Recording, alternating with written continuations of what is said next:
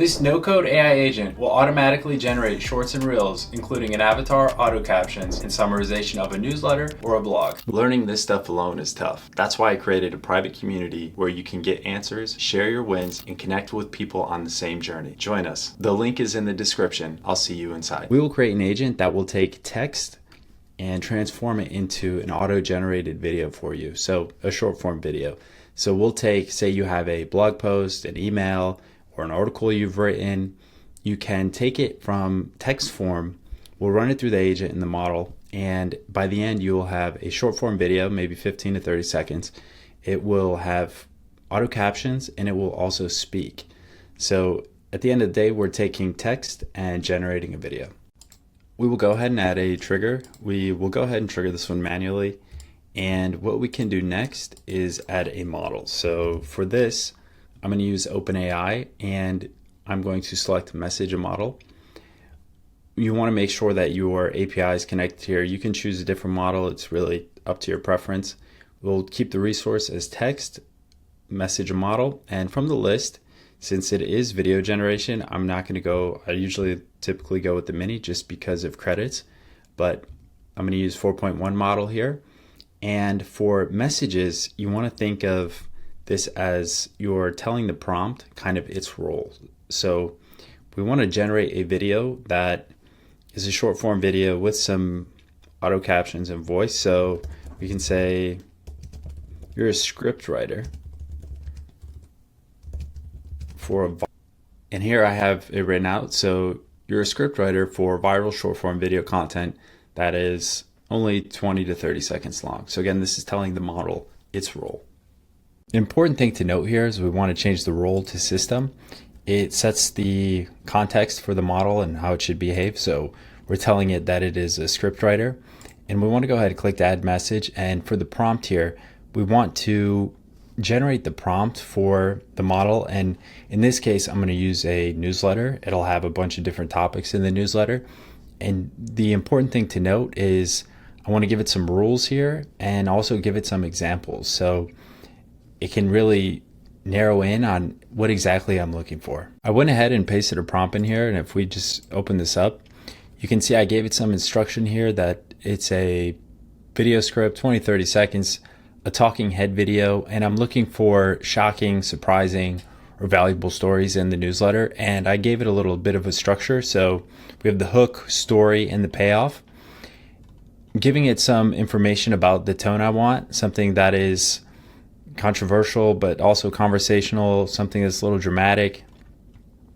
And at the end we have some rules. So I put in some rules because I'm trying to narrow down what the output will be, and there isn't necessarily a science to it. You kind of test and iterate when prompting these things, because sometimes they generate things and outputs that you necessarily didn't want. So you can kind of fine tune your prompting to get the output that you're looking for. Again, we want to keep this as user. I went ahead and added an example newsletter here. So if we just open this up, I just put in an example newsletter. And again, we want to keep this as user. We'll add another message here, and in this, we will do an assistant role. So this will tell it kind of the tone and what exactly we're looking for in the video. I went ahead and added that in. So if we just open this up, you can see some of the prompts where I'm just telling it to make sure the words are sharp and clean. And now if we go on, we'll add another message. So I went ahead and pasted it in. So if we just open this up, you can see this is a newsletter, and here's some of the information from the newsletter. It's talking about different topics, and this is what the model will pull to generate the video about. We want to keep this as simplified output. Make sure this is fixed, fixed, fixed, fixed, and output content is JSON. Simplify output content. We'll execute the step. And here we executed the steps. So now we have our hook, our story, our payoff. And the thing we can do up here is just pin this. So when we come out, we see it's pinned and we don't have to continue to run it. Now we can go ahead and add another node, and we can do HTTP request. And here we can go ahead and change this to post, and we'll connect to captions, which allows us to generate human looking avatars to be in the video model. You can go to captions.ai, so these will generate talking videos for you. So you just come here, you click go ahead and get started, and you'll just put in your information. You connect with Google, whatever you have, and we'll do that now. After you create a captions.ai account, it'll bring you to this project page. You can just click that help icon here, search the help center, and we want to look for the API. So if we come to down here, we'll check here AI Creator API, and we want to submit a video generation request. So we can just copy the curl. The curl, what this does, it allows you to fill in the query parameter, the header, automatically, so you don't have to go through and find these. So if we just paste this here and import it, it already fills this in for us. So it's just a quicker way to do this. And now we want to add the API key. So if we come back to the captions site, if you're just on the project page, you'll just click right here, API dashboard, and you can copy over your API key into N8N. And right here is the location that you want to paste your API key. If we come back to the help page for captions, we can see some of the requirements. So the body has to have a max of 800 characters. The name of the AI creator must be Kate. We have to use the unique ID for the registered webhook, and you can change the default resolution here. We can do FHD for this example. So if we go back to N8N, here looking at the body, we want to fix this. So for this, we want what is our script, right? Our script is our hook. Our script is our body, or in this case, we call it the story, and then the payoff. If we look at the creator name here, we want to make it what was required of us. So we'll put it as Kate. We are not using a webhook ID here, so we don't need this. And we will keep the resolution as FHD, and we can go ahead and execute the step here. Our output is a operation ID. So we want to go back to here, and we want to check the status of the video generation request. And again, we can see this is another post, so we'll have to do an HTTP. So if we come back to the nodes, we just come over and we do an HTTP request. We could go ahead and add this. Now again, we can go look for the curl to import into here, so it can auto-populate this information for us. So if we come back to this, we can just copy this curl and go back to N8N, import the curl, and here we are. So it already filled our URL and added some of the information here for us. So down here, we can see we will have to add the API key again right here. And also we want to add the operation ID and the body parameter that we read on the help center. So we'll just drop in the operation ID. We will drop in our API key, and then we can go ahead and execute the step. We can see that the step has executed here, and we have a link to the video, and you can see that the state is complete. This really depends kind of maybe on your internet access or how fast your internet is. It may take some time to generate, and we can go ahead and add some conditions to this flow just so that if you're stuck in a queue or it takes some time to generate the video, the flow will wait for the status to change to, or the state to change to complete before moving forward. Next, we can go ahead and add the condition node. So if it takes a second to generate, we can do is equal to, we'll do the state here, and we want it to be complete, then it will move forward. And if that is false, we can add a wait node, and maybe we can wait 50 seconds here, and then we can loop that back here. So this is just basically, sometimes the videos take longer to generate. It really depends on your internet. So as we set up this request, if this is taking time, we'll have the condition if the state is complete, that is true, we'll move forward to the next node. If not, we'll give it 50 seconds to wait on it. So it just gives you some more peace of mind when you're going through the flow.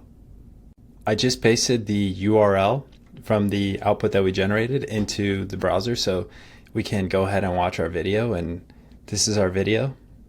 Did you hear? OpenAI just dropped AI voice agents that talk so human, you'll forget it's a bot. This isn't Alexa or Siri. These new agents can interrupt you, laugh.